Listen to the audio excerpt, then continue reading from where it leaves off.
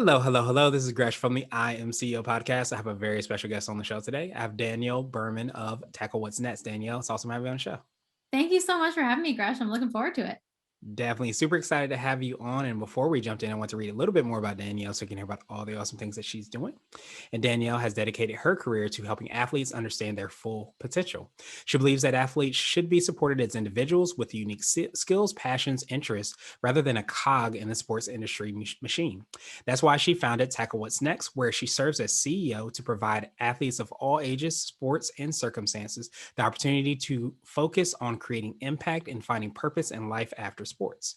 Tackle What's Next aims to provide athletes with a safe space to discuss the challenges and opportunities that come with it with transitioning out of sport, plus share important resources that can help as well. Danielle, are you ready to speak to the IMCO community? I'm ready. I'm ready. Awesome. Well, let's do it then. So to kind of kick everything off, I wanted to rewind the clock a little bit, hear a little bit more on how you got started and what I call your CEO story. Yeah, absolutely. I definitely did not see myself starting my own company. So this is a journey that came over time, but I really loved the idea before I decided I wanted to start it myself, the idea of supporting athletes outside of sports, kind of in their next chapter.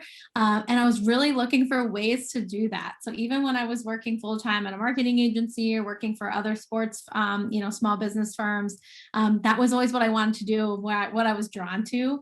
And so even when I had started doing some consulting, I was like, I want to figure out how can I contribute? How can I help? So I definitely was working more on the idea than I was on a business. And it just kind of came naturally from there as like a next step. But really started just by consulting with some nonprofits. Some were athlete based, some weren't. And I had worked for a former athlete in the past, which gave me a really great perspective on the challenges that a lot of athletes do face moving on from sport to what's next. But really, it all came together. I hosted an event with a local DC chapter of the NFL Players Association alumni, and we hosted an event called the Tackle What's Next Summit. And people were like, what are you doing? Like, what else is there? Is there a site? Is there this? And I was like, no, there's nothing. It's just this event. We just thought it'd be really cool.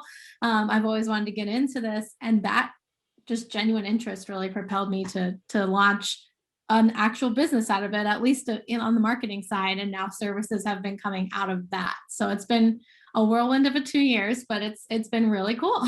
Yeah, it definitely sounds exciting. I absolutely love the organic, nature and how that's been able to kind of grow and excel. And I think so many times we forget that if we kind of lean into our passions, we may not know all the steps on the staircase.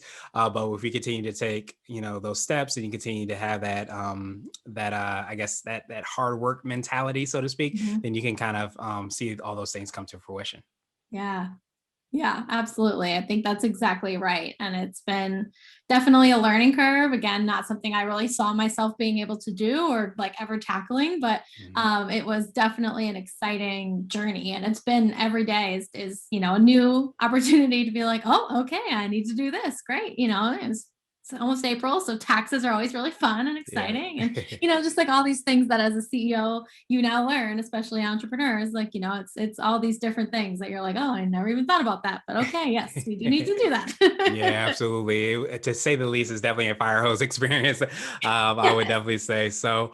I know I touched on it a little bit when you read your bio. You did as well. Could you take us through a little bit more on how you serve your clients? And I love, the name of everything that you're doing, Tackle What's Next, and how it serves the clients you work with. Yeah, absolutely. So, really the main focus we have is prioritizing our clients themselves in the next steps. So I think a lot of times we hear, oh, they're athletes, so this is who they are and this is what they should be doing, right? We see a lot of them go down the same paths, but our goal is really to help these individuals prioritize themselves in the process. So we don't necessarily say, here's what you should be doing, here's the field you should be going in, but we really take the time to say, what do you want to do? What are your interests? Let's explore that. Let's prioritize you. And that can be hard. That can be really hard for athletes because it's a team sport, right? Even if you're an individual athlete and you play tennis or golf, like there's a team with you and you have to prioritize that team. And it can be hard to look at me personally and say, what do I need? And so that's really what we try to focus on, whether it's helping them find that identity outside of sports, whether it's just helping them be accountable for what they're doing for themselves, or helping them create impact in the community. Those are kind of our three pillars, but the main purpose is really helping them understand what they're good at, what's unique about them, and how they can leverage that into their next chapter. Yeah, that's extremely powerful. And I think I've seen like sports documentaries and and I hear so many times, like as you said so well, like I don't think, especially I guess when you're younger, you always have that team mentality. And often you forget about yourself and you're doing everything for everybody else, that you don't really know that when that what's next comes up, exactly what are your interests, what things are you passionate about, and so many things like that, to try to figure out what that next step is going to be. So I appreciate you for having that as kind of like the North Star to the steps and how that aligns with everything that you're doing. Yeah, it's definitely, I think, not just an athlete problem. I think all of us sometimes need that reminder of like spending time on ourselves is not Yeah. a waste of time, and focusing on ourselves. So it's heightened, I would say, in that athlete experience, because this is all happening at 25, 27, 29, 31. But at the same time, I feel like, especially even us entrepreneur communities and CEO communities, like you're always thinking about someone else or something else. And sometimes you just need to shut down and focus on you. So it's a good reminder, but we all definitely work in progress, right? We all definitely need to continue to visit it. Yeah, absolutely. We're all definitely a work in progress, and it is essential to make sure you're taking care of that, because that allows you to serve even more if you take care of yourself first. But I love that point, because that also came up in that documentary I saw as well too. Is that so many times we don't realize how young a lot of these athletes are when they are sometimes making a lot of money and a lot of revenue, and having to make really tremendous decisions, having so many people kind of looking up to them. And I think putting that in context, it's we're still in the process of learning a lot about ourselves individually, let alone an athlete who's able to reach a certain level of success. Yeah, absolutely. I think it would shock you, especially if you look at a sport like the NBA. These guys have been in the league for sometimes 8, 9 years, and they're in their late 20s, right? So Right. if you think about all the power and influence they have, and the responsibility that comes with that, right? It's whether they want it or not, there's a huge responsibility they have to young people and to athletes that in other sports, and to their communities also. So it's important for them to have resources, because there's a lot thrust upon them. And even those that don't make it to the big leagues, right? Even if you make it just to college or you make it to the minors, that's a huge accomplishment. And not only are your friends and family watching you, but your community knows, oh yeah, that's that. I went to high school with him, or I went to high Yeah. school with her, and she's playing internationally, or she plays, in the WNBA. Like, people are paying attention to that. So you do have a responsibility. And so it's sometimes hard to think about, as you're trying to find yourself, you have all these eyeballs on you, which just makes it a little tougher to kind of prioritize that. Yeah, definitely a different ball game, so to speak. So, Yeah. awesome. So, I wanted to ask you for what I call your secret sauce, and this could be for yourself personally, or your business, or a combination of both. But what do you feel kind of sets you apart and makes you unique? Yeah, I think for me, it's truly that I don't do things the way they're supposed to be done, because I don't really know how they're supposed to be done. I'm kind of figuring things out alongside of my clients. So while I have my own tips and tricks that work for me, I think my open-mindedness and just my flexibility of like, let's try that. That sounds great. Let's throw it out there and see what happens. That really takes it to another level for me, because I don't like to continue to do the same things. If it's something that if it ain't broke, don't fix it. Sure, with some of the little things, but when we're talking prioritizing someone else and helping them dig deep, there's nothing I won't try to say, hey, let's give it a whirl. You want to do this? Cool, let's go down that path. And I would also just say that, for me, what helps me stand apart is that I really am committed to supporting these people as individuals. So I don't look at, oh, this is what you should be doing, this is what society tells you should be doing. But I really work to get to know my clients and the people that we work with as individuals, right? I want to know how their family is. I want to know what their big fears or goals are. I want to really get to know them. And I would hope that the amount of time that we spend to tackle what's next on them isn't just about, oh, we want to get that money in at the end of the month, right? But it's actually, we want to help you win in your next chapter. We actually care. We're going to put all the time in that it takes to get you to that next spot, whatever that is. And we're going to work with you if it doesn't work out the way it works out, right? It doesn't matter if you played in the big four, as I call them, or if you just played in college and you're trying to figure things out, it's we want to support you. And I think that's what makes hopefully us a little bit more unique, and makes us a little bit more, engaging with our clients, is that we really care about them. Yeah, absolutely. And having somebody that definitely understands, where you are and what you're experiencing. And I think I read some quote that said we're all kind of playing a child's game. Sometimes it ends earlier for some than others. Sometimes people make it to the big four. Sometimes they're doing, the college. But I think understanding that, especially when you're pouring so much of yourself into your craft and that sport, and then that time comes, like trying to figure out what that is, and having somebody that they can lean on, and an organization that you've been able to create that is able to try different things, I think is absolutely huge. And I think we see it through in a time like this where most of what we known as how things should be done and regular is definitely not what it will be, years from now. And this is a disruptive time. So somebody that has that desire and that energy to be able to try those different things and is okay with how they turn out is an absolutely huge thing that everybody needs in their corner. Yeah, I think so. And I think that at the end of the day, to your point, like business as usual clearly isn't going to work anymore. And I think Mhm. this last 12 months has shown Yes. everybody, no matter what you do for a living, that you have to be able to be flexible and to be able to change with the times. And I think, times were long overdue, to be changed. And this year was just kind of a huge shakeup to say, hey, if you're not going to do it, we're going to do it for you as the universe. So here we go, Yeah. right? So it's definitely been, different, and we've definitely had to pivot ourselves. But at the end of the day, I think that because we were so young, because we were so new, it was so much easier for us to be like, okay, sure, we didn't even really get that far down this road, so let's just change it up here because we can't do it anymore. So it's made it a lot easier.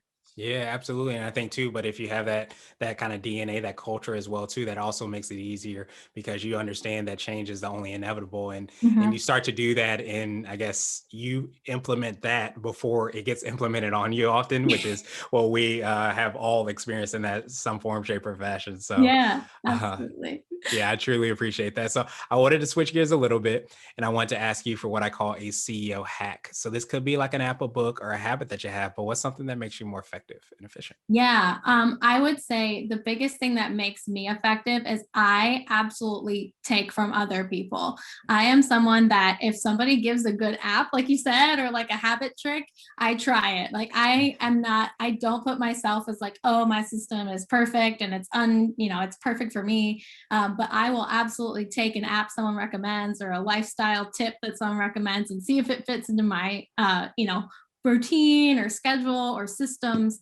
And I would say that my biggest piece of advice is just to do that, but to not freak out if it doesn't work for you. So that was Mhm. something early on. I was like, oh my God, this does not work for me. How do people do this?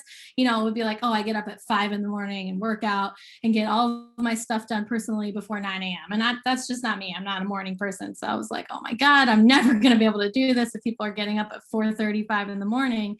But I was like, you know what? I could do 6:30. Like that's doable for me. So I kind of take my own spin on it. So my advice and along with that habit is like definitely look at what other people are doing, but take your own twist on it and don't be afraid to be like, that's not mine and that's not gonna work for me.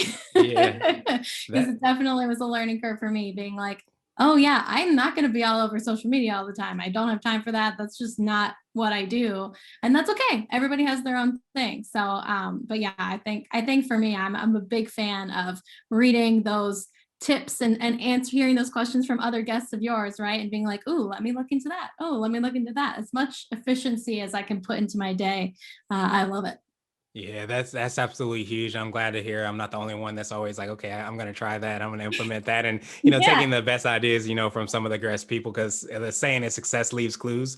So to really tap into that and understand what people are doing, and being okay with trying that, that shoe on, so to speak. And if it fits, you walk with it. If it doesn't, then that's okay as well. I Exactly. think that's power in knowing that you can be yourself. You can run your business the way you want to run it, and still make the impact that you hope to have. So that's extremely powerful.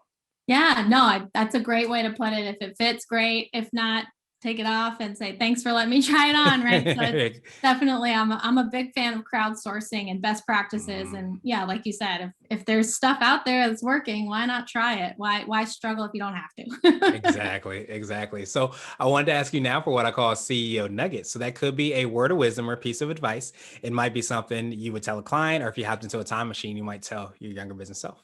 Yeah. Okay. I have two and I'll make them quick. Mhm. One I would say is you have to make time for yourself. Absolutely, absolutely have to. It's like I said earlier, when we're working with our athletes, it's a work in progress for me too, but it's especially, when you have those crazy months or crazy weeks, you just have to make that time, and it's nobody's going to make it for you. And I think that's the thing that I've learned over time is I keep saying, oh, once I get through this, I'll have more time. Once I get through this, never happens, right? So you have to absolutely prioritize that time for yourself every week if you need to, right? And I think you should. But I think that's the biggest thing I've learned, and that we talk to our athletes about too, is like no one's going to carve out those 2 hours in the evening for you and say, here you go. Like here's your evening time. You have to do that. So that's a work in progress. And then the other thing I would just say is, if you're building a business or running a business, like there is no game plan that is proven to work. Like there's no like, you're an entrepreneur, great, here's the steps that you take. Like it's all unique. A lot of times we work with athletes that are starting to think about building their own brand or business, and they want to know, like, what is the plan, how do I do it? And like you said, you can give those best practices, you can look at what other people have done, but it has to fit with you. And I know this all kind of comes back to understanding yourself and really focusing on the you part. But it does, like if you need to start it on the side while you run another business or while you work a full-time job, like there's no perfect way or right way to start something. And so I think that's my nugget, is just, whatever makes sense for you and your situation with your family and your income and whatever, just try it, even if it's just an hour a week on the side, right? To just start putting a website together or writing a plan out. That would be my nugget, is there's no right way or wrong way to do it. Just do it.